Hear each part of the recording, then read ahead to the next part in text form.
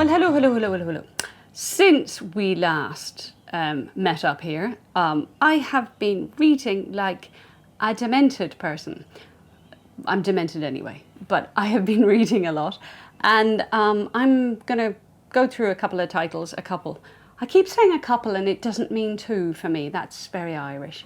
A handful of super books, really across quite a spectrum of genres. So there should be something for everyone in there. So let's plunge in. Now, first one up today is this little one, Canticle Creek. I have to look at my spot because it's all lined up. Now I can't find it, which is really rather brilliant on me. Canticle Creek by Adrian Hyland, and this comes to us from Ultimo Press. And I read this one back in, I think it was very early December. I hope I am not telling an untruth there. And I still remember it, which is always, with the amount of really good books that are coming in, this is always an indicator for me that something has really resonated with me. It's an Australian noir. Now, Izzy, who some of you will know, has also read this and very much enjoyed it. And what she said about it as a kind of general statement, if you loved The Dry by Jane Harper, this gripping Australian noir is for you. Now, I absolutely concur. It's a smashing read. We have a Northern Territories cop, Jess Redpath, who, without giving too much of the story away through, because of a murder that is connected to her community, she has to move down to Canticle Creek, which is in rural Victoria, and she sort of tags along with her father, who is an artist, and he's coming to open to be exhibited in a show. He's a painter, and there are a lot of connections going on. A young woman has been murdered. The last person who can be connected to her was a young First Nations boy who also happens to have been quite an artist. There's a lot of art in this book, which makes it very lovely. And add to this, he then comes a cropper. Add to this sort of small town or gangsters, plots of land that might be developed for certain projects, but there might be flora that might need to be protected, might be drugs, there might be lots of things happening. What there is in this book is an awful lot of vivid artistic descriptive writing, which I thought was superb. And being able to get that kind of, panorama or those beautiful colours through writing and still have a really fast page turner is something that I think makes this book exceptional. Glorious cover as well, which gives you an indication of just how much art is going to be going on. Really loved that one, as did Izzy. So we're both very pleased with ourselves. We picked up one that we super liked, and I'm sure you will too. Now this one, I'm still not getting this right, am I? The Maid.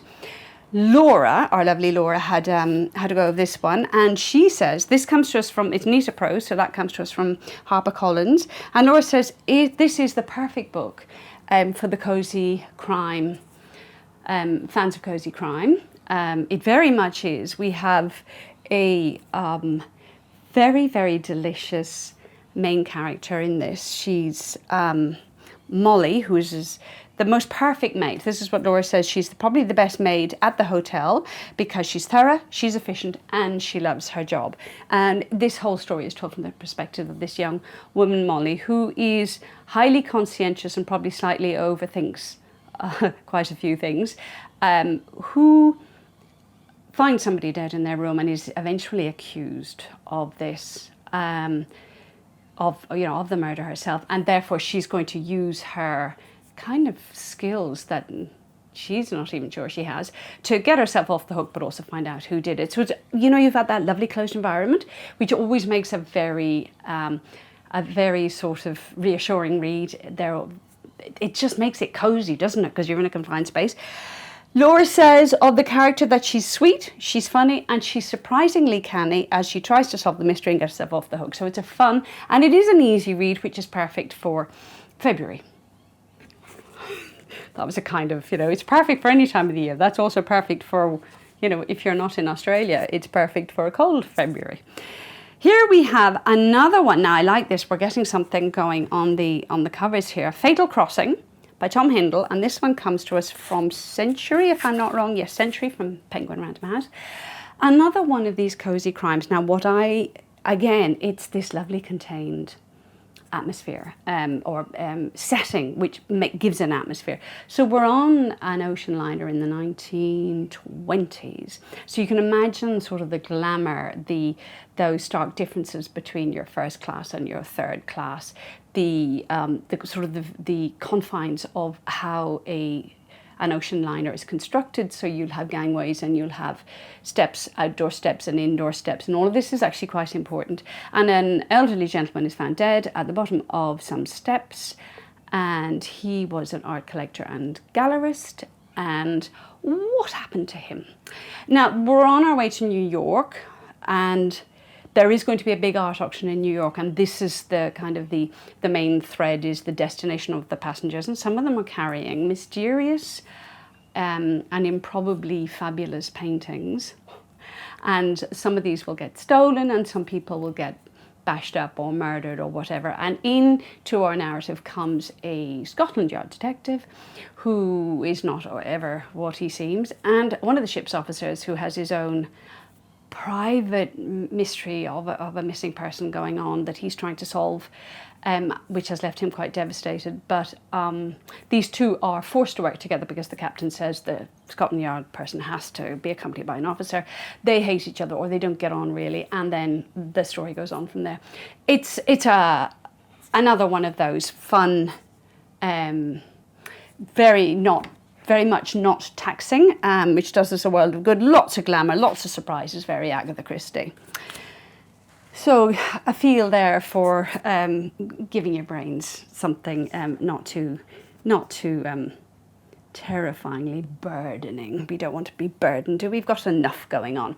Next one up, Olga Dies Dreaming. What a great title, by Xochitl Gonzalez. Now this one comes to us from Little Brown Fleet, and it is a little bit different from what we have here, but not without its fun. We are in, if I'm not wrong, 2015, 16, 17, around there, in New York, and we are dealing with overtly, it's sort of, or the backdrop to all of this is the Puerto Rican the politics of the Puerto Rican community and their experiences and how they live. So you have all of this sort of cultural energy and colour, and it's very vibrant writing. It's very dense, but at the same time completely effortless, and it's one of these extraordinary pieces of fiction where you're reading that kind of dense, intricate and complex, not complex in that your brain doesn't have to do, it does have to do somewhere, obviously, but that busy writing that you sometimes get with, let's say, Joy Detmer, who really packs those words onto the page, or like Maid of an era. It has that feel of density. You're getting value for every penny you spend on this book. Into this setting, we have a brother and sister, and Olga is the one we're concentrating on. She runs a wedding planning business. She's also on a TV show. She's a bit of a celebrity, and she's incredibly funny. She's got that wry kind of chuckling humour going on. And her brother, she's running this business, this wedding business, and there's all sorts of shady stuff going on, but it's all the hilarity, stress, and vague insanity. Determined to stay single. What were you doing wedding things? You'd probably, sorry, but that makes her want to stay single. Hooks up with men of a certain amount of power, and then she has her brother who learns that if you want to be in municipal politics, that maybe people will fine, dig up the dirt on you and what is there to be dug up. I really, really, really enjoyed it. I think she's taking a kind of a stab with this savage humour in places, a stab at the activism of their own mother in this, but at the activism of the 1960s and the mindset of the generation that went before. It deals with culture, identity, who you love and why you love them, and why it might, you know, what your public persona might want to have known or not. I found it gripping. I was pinned to the page, and I had to do every bit of work I put into it, I was rewarded for. That was a great sentence, wasn't it? I'm very pleased with myself there. This one, oh golly, yeah. This one, definitely food for thought in this one. Now, it's A World with No End, with No Shore. World with No End is a different book. A World with No Shore by Ellen Gaudi, and it was translated by Stephanie Smee. It comes to us from Black Ink. And I sort of picked up this book with a kind of a nonchalance and said, let's see. And like, you know, once you know you're reading good writing, you find you're at page 77, always, page 77. And it's great. It's great for a variety of reasons. It's a very unusual book. It's set back when three particular explorers are trying to get to the North Pole, and they get they balloon up onto the Svalbard, and this is where the main part of the story takes place. And we're in the I'm going to make a mistake, 1860s? I'm not very good on dates as a person. They're never heard of again. Now, one of these young men is Nils Strindberg, who would be the cousin of August Strindberg, who later, in this narrative, who's an artist, painter, lots of things, follows up on the photography of his cousin. The three men who go out disappear, and they're never heard of again. And then later expeditions, eventually one of them finds the remains and all the material that was archived, because Nils, or one of the original explorers, has been photographing and journaling the whole voyage. It's told from the perspective of the young woman that Nils leaves behind, and she of course doesn't know what's happened, but she kind of doubles for the research that was done by the author of this book, who wanted to find out what had happened. So there are levels of who's speaking and through what voice we reassemble what happened to them. The writing, you've got that landscape, so that kind of affects the way the writing happens, I think. You know, the sort of the ice-scapes and the not knowing who you are because you don't know where you are and it's not familiar, and the hardships. But they, as Nils photographs, this then helps them understand what they'd seen, where they'd got to, what they were trying to achieve. And of course they want to come back triumphant, think they will do this in a year, and of course it doesn't happen. The writing is hypnotic and almost dreamlike in places, and that makes it it's very fragmented. There are gaps where nobody can know, so Gaudi writes into what they might have been thinking or feeling, or how did death come and how do you deal with it. It's beautifully oblique. Very much loved it. It's a very different sort of read to some of the earlier ones, but it's trance-like in places. Loved it. Now here we have Monika Ali, who hasn't written us a book in about 10 years, I think, something as long as that. And some of you will remember Brick Lane. This comes to us from Virago. Ali loves the culture clash of the different cultures that exist in England. And in this one, she's done Boy Meets Girl. Now, this isn't fluffy rom-com. This is a very, like a sort of a social experiment, where she's putting a Muslim Indian girl or young woman, in sort of contrasting them, but sort of connecting her to this young man whose mother is, as it turns out, which I hadn't realised reading it, is a sort of, there's a nod to Germaine Greer in it, which Ali had been itching to get back at her over something. Don't you just love the world of art and writing?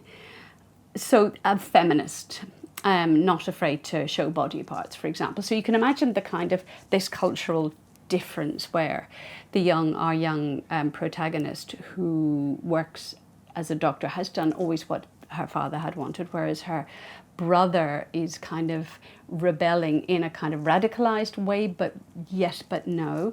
Ali writes always with, she's one step ahead of all of us. You'd think that with this, stereotypes, cliches, she almost immediately that you read this novel, she's undone those by having her own characters mention this must be a cliched sort of version of, Indianness, and am I living this out? So there's all this self-doubt of the characters have themselves about who they are and who their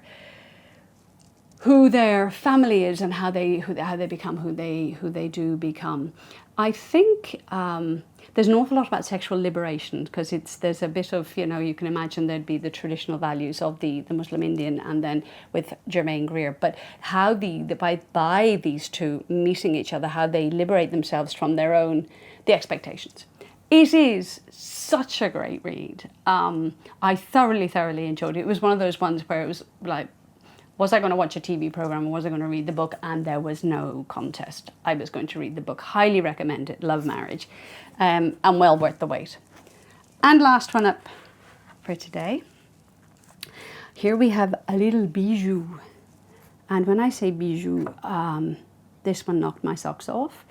Again, it's quite a different feel. We're probably returning to the land of the fragmented writing.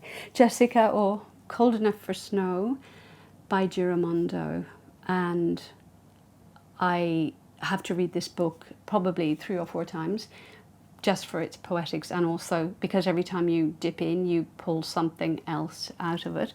Ostensibly it's the story, it's a mother-daughter narrative, so we have a grown-up daughter who has decided, or you feel that maybe she's trying to reconnect or rediscover her mother, so she brings her on a trip to Japan, and the daughter already knows Japan, and the whole text dedicates itself, if you like, to the small, careful experiences, which sort of fits in very well with our idea, and probably a bit stereotyped as a Western thinker, of Japan. But it's about noticing things. It's about how details give you an idea of the whole, but the whole will still have the missing pieces and how we might fill them in. It's also about, I have to find my notes because I wrote some pretty sort of, good lines on it, even though I say that myself. I think Jessica O's love of the detail and the things that she notices is what gives every setting and every situation in this book, every new place they go to, their own uniqueness. And this is a book about the uniqueness of almost every lived moment. It's quite extraordinary. She asks questions, or I found myself asking questions about, is she talking about leaving an imprint or being afraid of leaving an imprint on the world? Or was she talking about knowing a truth, or thinking you know a truth, or thinking you know a version of a story, or not knowing it and trying to fill it in yourself? So there are some very interesting versions of stories where she remembers her mother telling her a story, and then later when she talks to her mother says, this is completely untrue. And you'd say, well, she couldn't have made it up because, well, she could have, but you don't really know where. So everybody doubts, or you as a reader doubt, which version is possibly true. It's also about language, because she and her mother have Cantonese and English between them. So some narratives would have worked in Cantonese, but the stories don't come out in English, which I think is very profound and possibly quite a sad thought in a way. but very interesting. I was knocked sideways by this. I think I've said that already, and I get knocked sideways by so many books. I think some people have read this and thought that there was something, that it was almost sort of spectral, that you weren't even sure in the book if the mother existed, and I think that's half the fun of it. It's that there's this sort of fading in and out of what's real and what isn't. But you get to go to Japan, which we can't do physically. So you might as well pick up an absolutely beautiful book and do it with Jessica. Oh, excuse me, I talk about her as if I knew her personally. Wish I did, but there you are. That is possibly my, well, they're all, fave reads, but that's a dip into, it's for its poetics, and it's very, very profound. So much love going to that one, as all of them. So look, this is our little pile, and you guys know what to do. Come and get yourself a copy of them. And I'll be back with more books whenever I can. In the meantime, enjoy your February.